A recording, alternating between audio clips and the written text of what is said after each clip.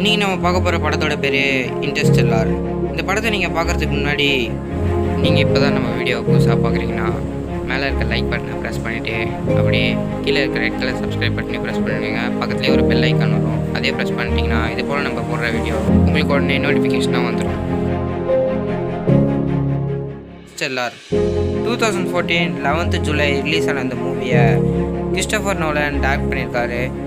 Christopher Nolan இந்த படத்தை நல்லாவே டைரக்ட் பண்ணியிருக்காரு சொல்லலாம்.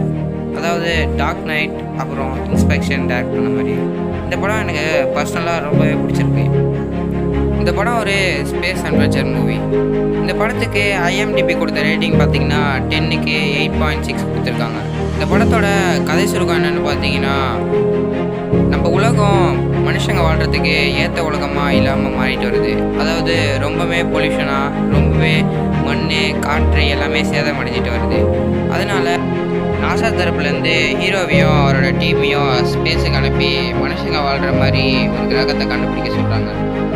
அதே மாதிரி நம்ம ஹீரோவோட டீமும் ஒவ்வொரு கிரகத்துக்காக போய் மனுஷங்க வாழ்கிறதுக்கு ஏற்ற மாதிரி இருக்கான்னு பார்க்குறாங்க.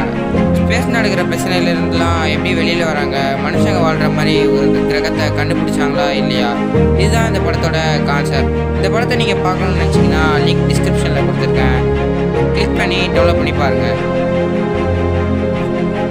டிஸ்கிரிப்ஷனில் என்னோட டெலிகிராம் குரூப்போட லிங்க் கொடுத்துருக்கேன், மறக்காமல் அதுலேயும் ஜாயின் பண்ணிக்கோங்க.